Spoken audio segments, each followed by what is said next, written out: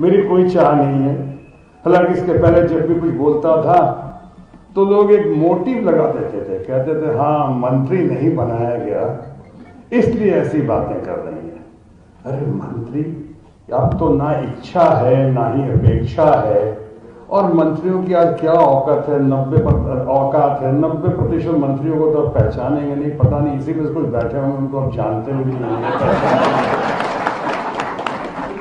और जिनको जानते हैं पहचानते हैं उनको आप मानते नहीं हैं। अभी तो खुशामदीद लोगों की एक टोली है, हर जगह साथ साथ चल रही है, और खुशामदीद लोगों की टोली है, बस किसी तरह से वो बनाना नहीं चाह रहे हैं, बढ़ाना नहीं चाह रहे हैं, बल्कि अपने आप को सिर्फ बचाना चाह रहे हैं। बस किसी तरह से हे प्रभु अल्लाह ताला का फजल रहे, बाबा गुरु का आशीर्वाद हो कि हम किसी तरह से बस अपनी जगह टिके रहें, बचे रहें, बस इनकी कृपा दृष्टि हम पे बनी रहे।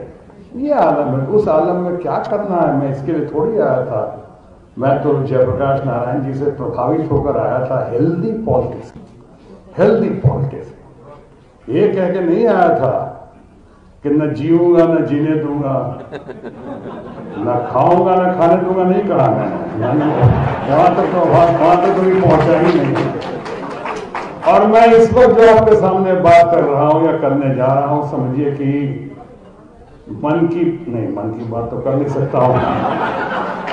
मन की बात पे तो पेटेंट किसी और का है, तो मैं दिल की बात करूंगा आपके सामने, दिल की बात करूंगा कि ये हौसला अफजाई के लिए इस घड़ी में जो भारत जिस दौर से गुजर रहा है, और जिस दौर से गुजर रहा है जहां कुछ भी कहना, या तो आप सरकार के पक्ष में कहें और कहते हुए दिखें, और नहीं दिखने का मतलब है कि कई लोग समझते हैं कि आप एंटी नेशनल हो गए। हालांकि आप लोकतंत्र की बात करें, अनेकता में एकता, पूरे देश में अलग अलग प्रांत से लोग आते हैं, अलग अलग जाति अलग अलग धर्म के लोग होते हैं, लेकिन सबके सब माँ बाप जैसा प्यार करते हैं अपने मुल्क से, अपने वतन से, अपने देश से।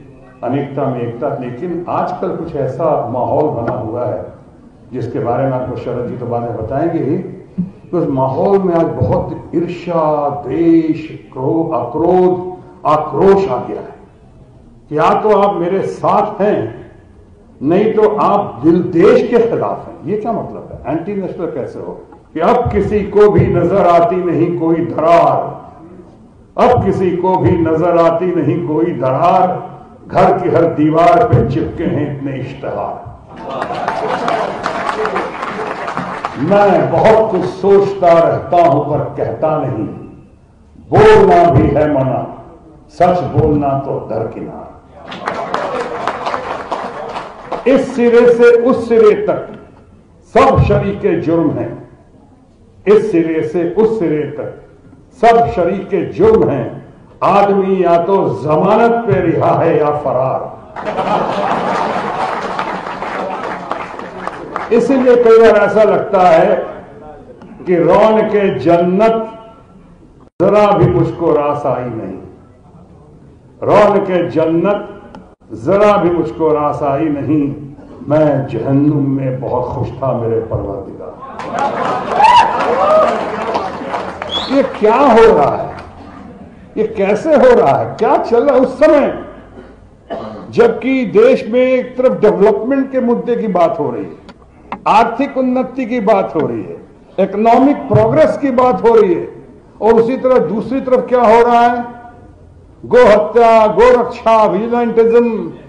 ये क्या हो रहा है? क्या जैसा राजा जी ने कहा, इंटेलेक्चुअल्स मारे जा रहे हैं, जर्नलिस्ट मारे जा रहे हैं, अब तो जजेस भी मारे जा रहे हैं, और किन कारणों से मारे जाए उन पर रोशनी डालने की कोई हिम्मत नहीं। अखबारों को छापने की, ज्यादा अखबारों को, हमारे दोस्त जो हैं उनको छापने की हिम्मत नहीं, और हिम्मत है तो उनके मालिकों से आदेश आ जाता है, क्योंकि आजकल धन शक्ति जो है वो जन शक्ति पे भारी पड़ा हुआ है।